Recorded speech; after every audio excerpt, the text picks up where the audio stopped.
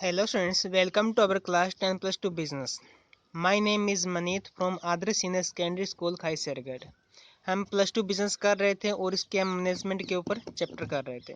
तो पहले चैप्टर लगभग इसका कंप्लीट कर लिया। अब इसका सेकंड चैप्टर है, इसमें हमारे पास आ जाएंगे प्रिंसिपल ऑफ मैनेजमेंट, मतलब कि प्रबंध के सिद्धांत। ठीक है।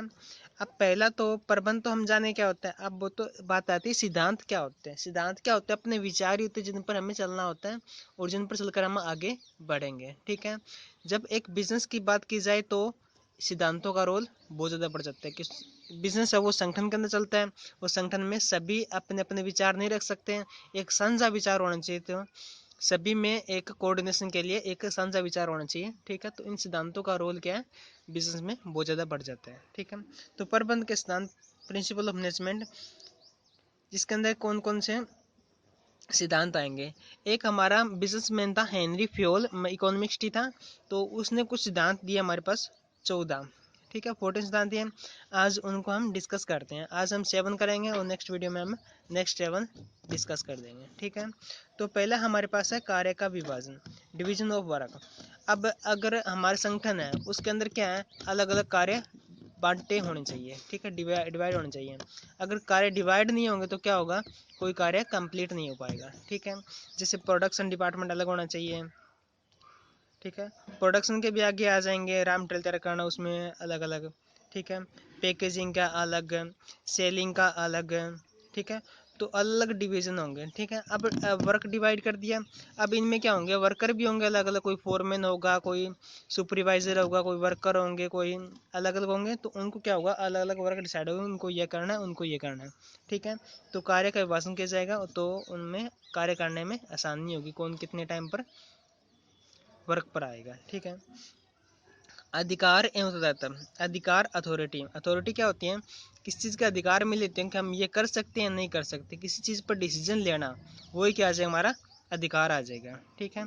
कुछ चीज़ें स्वीकार करना या अस्वीकार करना, वो आ जाएगा अथॉरिटी। और उत्तरदायित्व, कोई हमें कार्य सौंपा गया उसकी जिम्मेदारी खुद लेना। ठीक है। प्रॉफिट या लॉस हो तो जिम्मेदारी लेना। ठीक है। अब अगर अधिकार उत्तरदायित्व बराबर होना चाहिए। ठीक है। अब किसी को हम रिस्पॉन्सिबल ठहराए उसके प्रति कोई अधिकार ना दे कि वो रॉ मटेरियल खरीद सके या कुछ कर सके, कोई डिसीजन नहीं ले सके, तो वो अपने उत्तरदायित्व को पूरा नहीं कर पाएगा। तो उत्तरदायित्व सौंप रहे हैं तो उसके लिए उसको अधिकार भी सौंपने पड़ेंगे। ठीक है। तो अथॉरिटी एंड रिस्पॉन्सिबिलिटी के आपस में कोरिलेट करते हैं। अनुशासन, डिसिप्लिन, कानून मानना। ठीक है। जो डिसिप्लिन होगा बिजनेस के अंदर, मतलब इतने टाइम पर आना, ड्रेस पहन कर आना, तो वो सारे क्या होंगे, कानून होंगे। ठीक है, डिसिप्लिन हो गए। तो ये बिजनेस के अंदर सभी को मानने चाहिए, बड़ों का आदर करना। और ठीक है, तो आपस में एक दूसरे को डिसिप्लिन में रहना चाहिए। ठीक है। जैसे कुछ रूल लगे होते हैं कि सिगरेट पीना मना है, तो ऐसा कार्य नहीं करना चाहिए, तो डिसिप्लिन लागू होना चाहिए। निर्देश किया था, यूनिटी ऑफ कमांड। निर्देश कौन देता है, ऊपर से नीचे, मतलब कि एक बंदा किसी चार को निर्देश दे रहा है। ठीक है। तो ठीक है, क्योंकि एक बंदे को अगर दो डायरेक्शन मिलेंगे, मतलब कि ए पर्सन है और बी पर्सन है, ये भी सो कुछ कह रहा है, ये भी सो कह रहा है, तो ये क्या हो जाएगा, डिस्टर्ब हो जाएगा, वो कोई भी कार्य नहीं कर पाएगा। तो यूनिटी ऑफ कमांड मतलब कि निर्देश अकेला ए से ही मिलना चाहिए। ठीक है। तो ये कैसे, निर्देश की एकता, समझाया। तो इसमें क्या है, अगर वो दो से मिलेगा तो ये कुछ कहेगा, दूसरा कुछ कहेगा। ठीक है। तो इसमें दिक्कत आती है, इसलिए क्या करेंगे, निर्देश की एकता होनी चाहिए।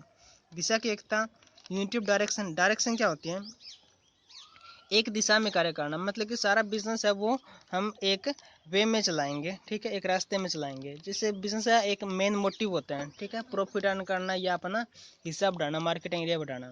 ठीक है। तो अगर मार्केट एरिया बढ़ाना है तो उसमें अलग कंडीशन होगी, अगर उसको अपना प्रॉफिट डालना तो उसमें अलग कंडीशन होगी।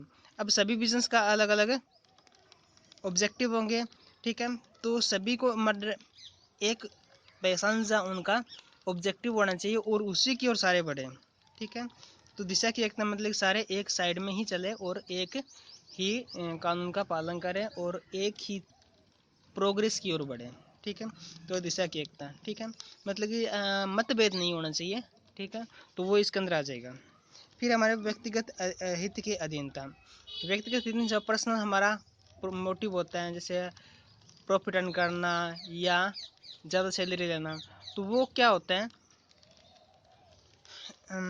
व्यक्तिगत अधीन हित के अधीनता मतलब कि जो हमारा पर्सनल है, जो हमारा मोटिव है वो किसके अधीन होना चाहिए, जो मेन मोटिव है। ठीक है, अगर बिजनेस तरक्की करेगा तो हमारा क्या होगा, हमें प्रमोशन मिलेगा, हमारा भी सैलरी बढ़ेगी। ठीक है, तो क्या होना चाहिए, जो अपना मोटिव है वो किसके अधीन होना चाहिए, बिजनेस के अधीन होना चाहिए।